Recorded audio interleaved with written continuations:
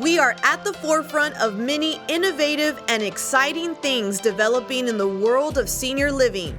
With Tim Mallad, CEO of Forefront Living, as our guide, this show will shine a light on how older adults can embrace these changes to live active, happy, fulfilling, and thriving lives. Through discussions with senior living and hospice professionals, architects and designers, and people of all ages, will help today's seniors envision the art of the possible and take steps toward achieving the future of their dreams. Welcome to At the Forefront. Welcome, I'm Tim Mallad, CEO of Forefront Living, and today we're going to be talking with the team from Faith Presbyterian Hospice. We have three guests today, and I'm going to ask my guests first to tell us a little bit about themselves, and perhaps for the first person to tell us a little bit about Faith. So we'll start with Dr. Michael Bond.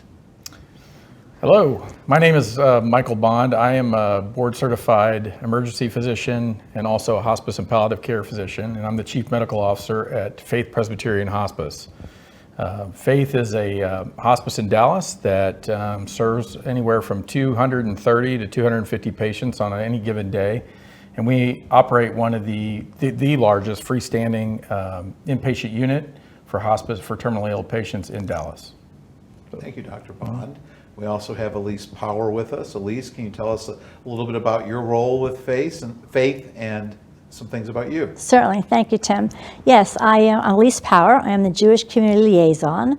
What does that mean? It means that I am educated in the Jewish community and that I am make sure that our Jewish patients and families get the needs of the spiritual aspect that they need, as far as whether they have their own rabbi or they'd like to utilize a rabbi that we contract with from Jewish Family Service. It's very important that at the end of life, people want to make peace with their family and they want to make peace with God. They may not have been involved in their religion and spirituality, but towards the end of life, they really want to. I started in hospice back in 1995, first in New Jersey, and then when I moved to Dallas in 2003, I continued my career, and I have found it very rewarding working at Faith Presbyterian Hospice. Wonderful. Thank you, Elise. And Reverend Gerard Cooper, I guess by that introduction, we may know a little bit about what you do, but could you tell us a little bit about your background and your role at Faith? Absolutely. Thank you, Tim. I'm blessed to serve as the inpatient unit chaplain at the T. Boone Pickens Hospice Center with Dr. Bond and the Elise and the interdisciplinary team. I've been with Faith for 5 years. I was with a previous hospice company before then. And my role is to be with people. Of course, is to provide spiritual support, but the most important thing is I use the word journey, because hospice is a journey. And as my colleague Elise has said, how to get patients and family members to experience peace at the end of life. That's my role. We will be talking a little bit more about that as we enter into discussion. So thank you to the three of you for the introductions. Typically when we have questions for our guests, they come on a half sheet of paper, and I have the ability to look at them. And today we're going to start with myths associated with hospice. And for this, we have a whole sheet. And I thought it was very important just to stress the point that we're talking about something that people aren't always comfortable talking about. I think many of us have created our own story around hospice and what it means. So one of the first questions that people typically have is, or a perception is, that being admitted to hospice means you're giving up. So Dr. Bond, maybe we can start with you, and I can ask our other guests to think about that as well. Sure. I think to dispel the myths, the first thing you need to do is really define what hospice is. And a lot of people have misconceptions about what hospice truly is. And so kind of the standard definition is that you have an anticipated life expectancy of 6 months or less if your disease process runs its normal course. Many times disease processes surprise us, even in medicine. And so we find that people can be on hospice for much longer than 6 months, and it's okay. But it is to knowing that you have a terminal illness, prepare for that illness and be taken care of, where you have a group, a multidisciplinary team, as you see here, with many more people at the bedside or in your living space to take care of you. So we do not hasten death. We simply provide comfort, care at whatever your comfort level may be. That may be pain medicine, it may be anxiety medicine, it may be having music therapy or pet therapy, or it may be having a chaplain at your bedside. So it's a multidisciplinary approach to taking care of a disease process. Unfortunately, at the end of life, if we did that in regular medicine, I think we'd have a much different medical system. Absolutely. Would either of my other guests like to touch on that question at all? I think what I would like to add, Tim, is that typically when I meet with a patient and her family, I'm asking them, what has the doctor told you? And what do you know about hospice? That gives me the place where to start with them. And unfortunately, most people don't have the conversation. So when they hear the word hospice, they think that it's the end and they're giving up, but they truly are not. It just gives them a bigger and wider quality of life that they can talk to their families, and they can hopefully we have the time to talk about what their last wishes are, and bring in family that they haven't seen. So again, as Dr. Bond had said, that it's so important to know and educate them, have that opportunity. Absolutely. And if I were to add on to that, hospice is about comfort at the end of life. And so my role as a chaplain is to get patients and family members to understand, what does comfort look like in this context? Particularly from a spiritual lens, if people aren't comfortable physically, there's a link between spiritual discomfort and physical discomfort.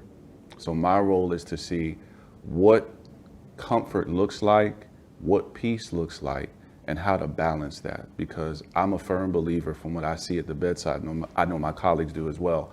When someone becomes spiritually comfortable and physically comfortable, then they're able to experience that quality hospice care at the end of life.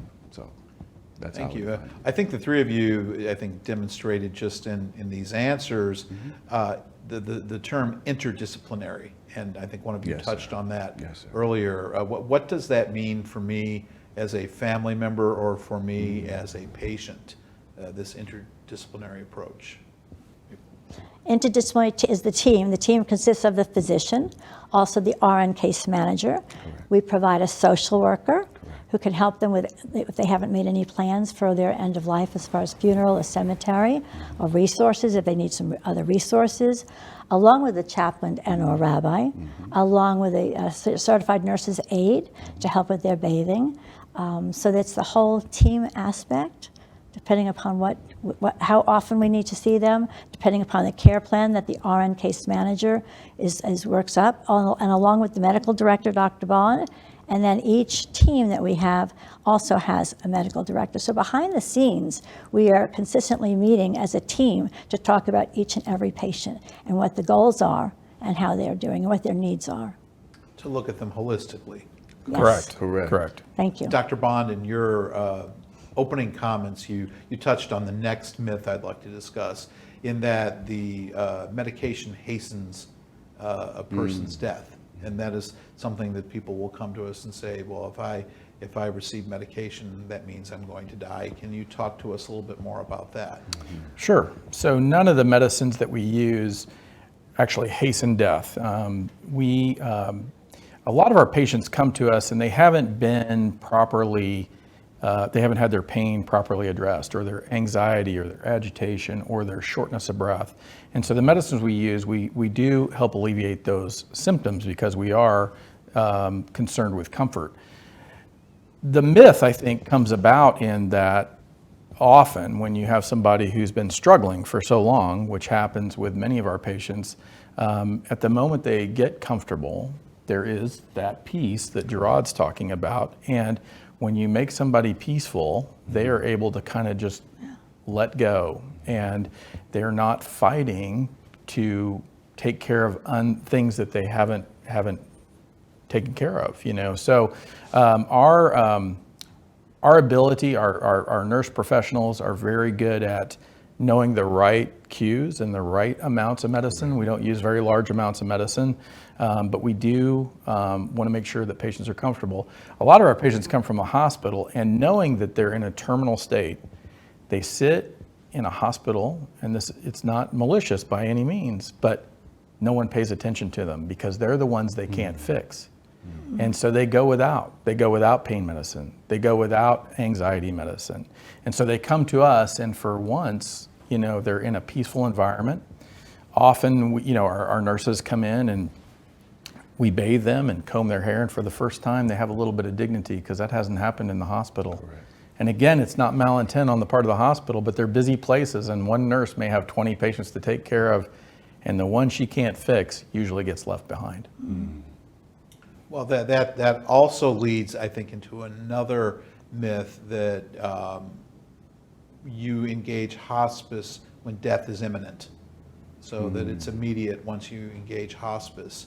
Is that the right framework to look at hospice in, or is there another lens through which you should be looking at hospice? The experience that I've had, I truly believe that when a physician tells a patient and family there's nothing more that I can do, and then I believe that you should go on, it's time to elect hospice. A lot of people say, well, how will I know when the right time is? Well, if your physician has told you there's nothing more that he can do, I always say it's never too soon until it's too late. Have the conversation. Get educated by the people that are in the industry that can help you through that in making those decisions. So I think it's very important to have those conversations. And I agree to Elisa's point about having the conversations. I've felt, Tim, oftentimes when I meet with patients, that there's a knowing that they may have on the inside that it's time for hospice, but there's a denial with that knowing. I don't really want to accept it. I know it and I see it, but I don't really want to accept it. They see, 6 months ago, what did I look like? 6 months ago, what could I do, as opposed to right now? And then you have medical professionals who are saying, hey, hospice is the way to go. And so that acceptance, mentally, spiritually, physically, if patients accepted hospice earlier, there's a level of quality and comfort that they can experience in their final days that oftentimes I hear patients or family members say, I really wish I had chosen this sooner, or I didn't know it was going to be this way. If I had known this, I would have chosen hospice earlier than this. So you just created a new question, not on the card, sorry about that, but you talk about quality, I see a smile, I see happiness. So tell us a little bit about the quality that you can achieve and what's making you all smile. Because I saw you all smile when he mentioned that. I think it's that realization that for once you have a team that's working to make you comfortable, and that they communicate with one another at the bedside, not in some private room somewhere. And it's a very open forum for family members and the patient themselves. And we preserve patient autonomy. The patient is the boss at all times. Sometimes that's painful for family members to hear, that I want this or I want that. Family members aren't ready for some of those things, but the fact that a patient has the environment, the ability to tell us what they want and let their family members hear that, and then we're able to act on that, that is a special thing because it doesn't happen a lot. I always tell patients the fact that if you can tell us what you want at the end of your life, that is a gift. It is a gift. Because so many people cannot do that. They either wait too long, they don't have those discussions, or life is taken from them abruptly, and that unknown lingers forever. Correct. I'd like to add on to what Dr. Bond just said from a personal experience. One of the hardest things I had ever had to do was to tell my father that he was doing physical therapy and it just didn't work, and he really needed to go on hospice. So we had a team meeting and a family meeting, and I told him it was time for hospice. He said, "Is that what you want?" I said, "No, that's what you need." So immediately my father said, "Okay, this is what I want to do." So I gave him the gift of allowing him to give me the gift of telling me exactly what he wanted, and he was of the greatest generation. They knew what they wanted. So I view that I had that because I've been working in hospice. I knew I could do this for him, and he did it for me. It doesn't get better than that. Absolutely. And if I could add on real quick, Tim, just about comfort and the joy and the smiles, I think about a patient that I met some years ago at the inpatient unit. And when I met her, I walked in, do what we do as a team, was the chaplain, and immediately she said, "You can help me." And I'm, raised my antenna. Her desire was to see her grandson baptized. And she said, "I know you're the one that's going to do it." So we gathered all her family in the patient rooms, probably about 40, 50 people in the room. And her young daughter and son-in-law had just gotten married. And I was able to perform the baptism right there at the bedside. She has her oxygen and everything set up. And the joy that she had in her eyes, the spirit that was in that room, about 72 hours later, she passed. But knowing that she got to experience that was her wish, that was the peace, that was the comfort she needed, and she was able to express that, as Dr. Bond said. That's everything in hospice. That's it. It's wonderful. At the core of Forefront Living's approach and envision is the term thrive, to partner with individuals to enable them to thrive, and that really comes out of our hospice tradition, which again, many people can't link the two together, thriving and hospice. Can one of you tell us a little bit more about that and how thriving can come from the hospice tradition? Sure. Well, I'm going to let Gerard take that because I know it is. When I hear thrive may not necessarily be a quantity or time lane, but again, it's linked to how can we give you quality in the time that you have? How can you, in this place, in this space, experience meaning, reflect on your life's purpose, and highlight that which is meaningful to you? It could be having someone you haven't seen in 20 years show up. It could be having your dog Fifi show up. It could be having your favorite food delicacy, or just knowing that you're being cared for by a compassionate team. But to me, that's what it means to thrive at the end of life, and knowing that I can face this with a joy and a contentment on the inside. And to add on to what Gerard is saying, I know that we had at the Faith Presbyterian Hospice inpatient unit a woman who had been diagnosed with pancreatic cancer, and her son was supposed to get married in a couple of months. Yes, and ma'am. what we did is Yes, we expedited the wedding Yes, ma'am. in our spiritual care center, and she was able to see her son get married and even have a dance with him. That was giving her, her being able to thrive and That's giving her a thriving. last wish. That's thriving. Yes, ma'am. And I think Beautiful. also, I look at it too, again, when I mentioned earlier, patient autonomy, just giving them the ability to empower the patient to say what they want to do Correct. in their last days. Correct. That is just, again, it's something unique that doesn't happen very often. And to provide that environment and, and to have them hear their loved ones, to know what they want. It takes a lot of survivor guilt away. So the son or daughter who's left behind, or the husband or the spouse that's left behind, knowing that that was their wish, because we all have these assumptions about what they may want or what I want, but to hear it from them, that is again a huge gift that is everlasting for the family. So following up on that question, and Elise, you kind of touched on just some elements of hospice and thinking when we're given, there's a lot of emotion associated with the term hospice. Often when we get the news, there's a lot of confusion, as we said, with myths, etc. If it's suggested or recommended that we look for hospice care, how do you begin? What do you look for? Are all hospices created the same? There are a large number of hospices out there. Yes, there are. Actually, in Dallas, we have about 250 hospices. Very few that have what we have with the freestanding inpatient unit. In addition, we have massage therapy. We have the music therapy. We also have the Jewish accreditation. There are 4 hospices out of the 250 in Dallas that have the Jewish accreditation. Also having the inpatient unit during COVID, it was a perfect example, is that during COVID, I met with a lot of families who their loved ones were in a facility, in a nursing home. They went into a hospital, and these families had not seen them for 7 months. Then the hospital is saying, I'm sorry, but your loved one needs hospice, and you haven't even seen them. And then when they know about us at the inpatient unit, which we screened and allowed them to see their loved one, they knew that that was the right choice for their loved one to come to our inpatient unit. Correct.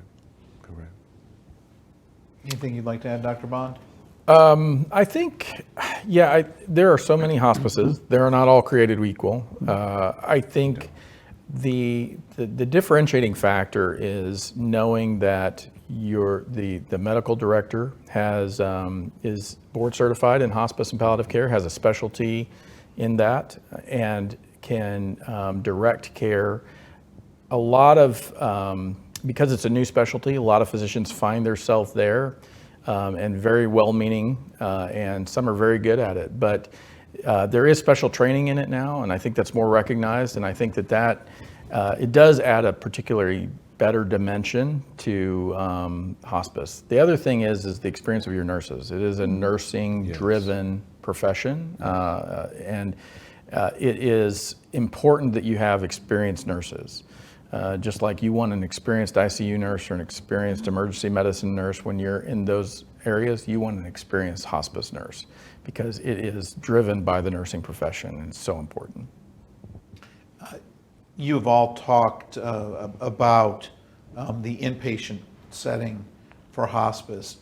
Can you explain the options that we have for hospice, having hospice services in our home versus having them in an inpatient setting, and perhaps the benefits and differences of both?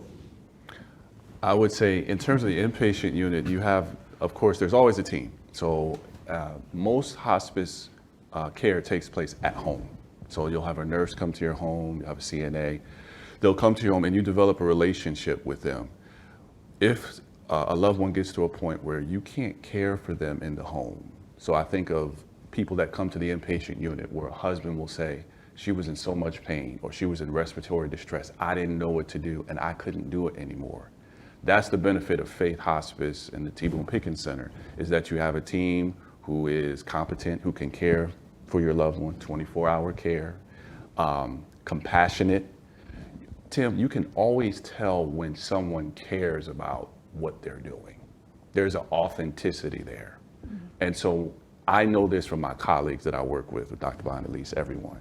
There's a level of compassion and authenticity. When looking and choosing for hospice, yes, you can have people who are competent and know the skills and the training, but you have to have an eye for, do you really care about my loved one? And then lastly is consistency. Are you going to care today because you want my loved one to come on service, but will you care 2 weeks from now when needs change and we're approaching the end? Will that level of competence and compassion be there? So we offer both home care and the inpatient unit, and so many people are grateful that they could be at home, come to the unit. Some people even go back home on hospice. So just having those options, I believe that's what makes the difference. For Faith, we stand out. Absolutely. Anything from? Yeah, I think it's important. The inpatient unit is, it's reserved for those patients who really, their symptoms have progressed to a nature that they can't be taken care of at home. So it's uncontrolled pain, uncontrolled shortness of breath. It may be uncontrolled seizures, whatever that kind of critical level of service. And I often tell people that it really is, what we do is critical care medicine. The ICU is the intensive cure unit, but we are the critical care unit. We take care of critical symptoms at a critical time in their life with a great team of people. Often, medicine can't fix everything. We have patients who have uncontrolled agitation, uncontrolled suffering, and it's very apparent.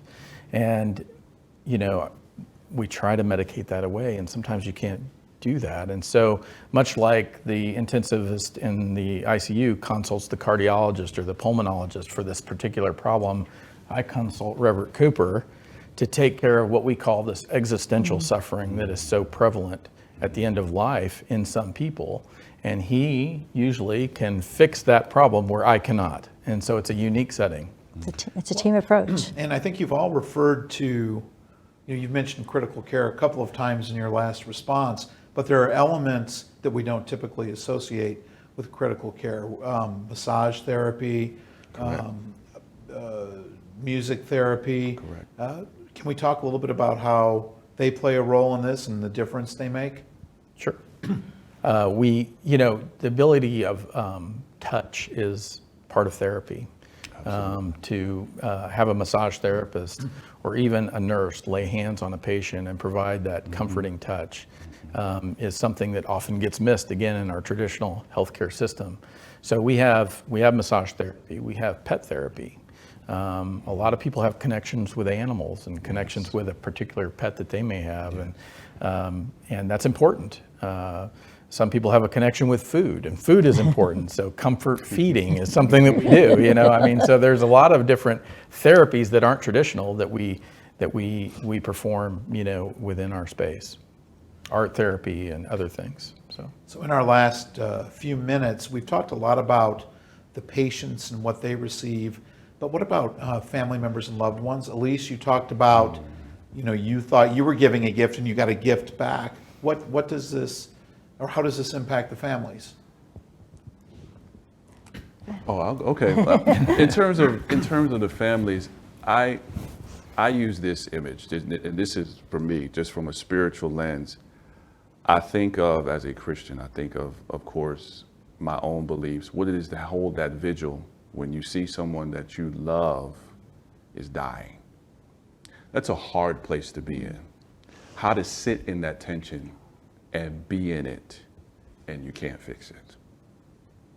And feeling the emotions, feeling that, and saying, what is it from this experience that this person I love, I've so many times I've met people been married 40 years, 50 years, 60 years, 70 years, and now that relationship is ending.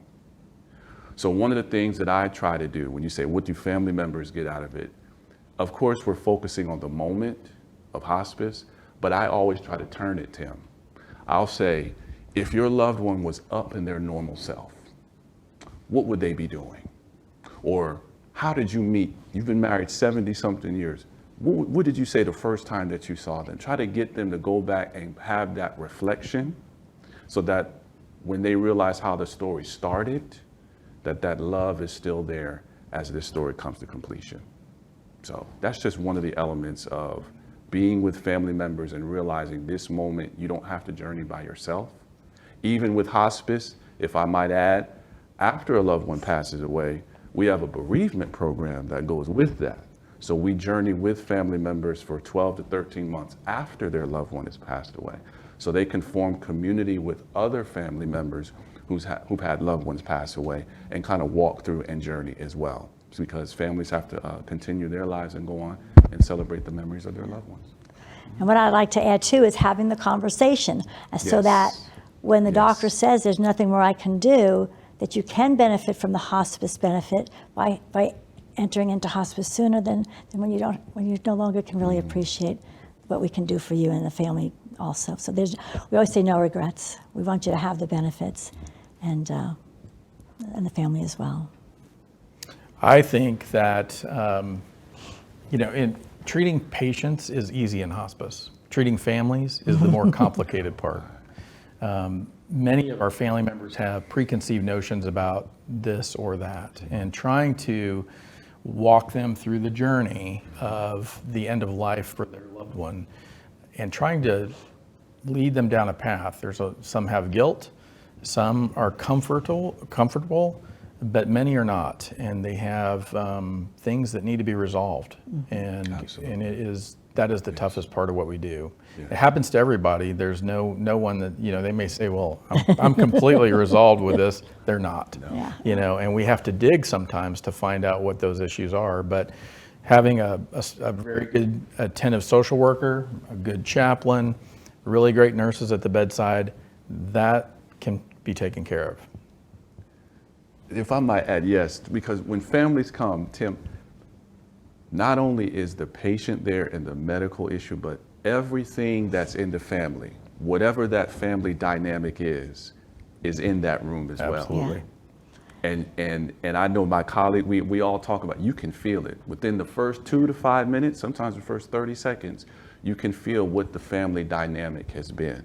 and picking up on that is critical to giving care, because every family has their own dynamic. We talk about family dynamics. We all have it. There's dysfunction in every family. But how can you treat someone? How can you care for someone in the midst of their experience? Educate. That's the key. So I just thought I had to add that. And in that there, 'cause care- families are. Yeah. That care continues for the family. Absolutely. Absolutely. Absolutely. Yeah. Has to. Has to. Because their loved one, if their loved one is in that bed, a part of them That's is right. laying there as well. Well, I actually have 2 more of these big cards to go through, and we've already gone through our 30 minutes. I want to thank the 3 of you very much for Thank you. an enlightening discussion, a compassionate discussion, and I think a discussion we should all be prepared to have. Thank you for joining us at the forefront.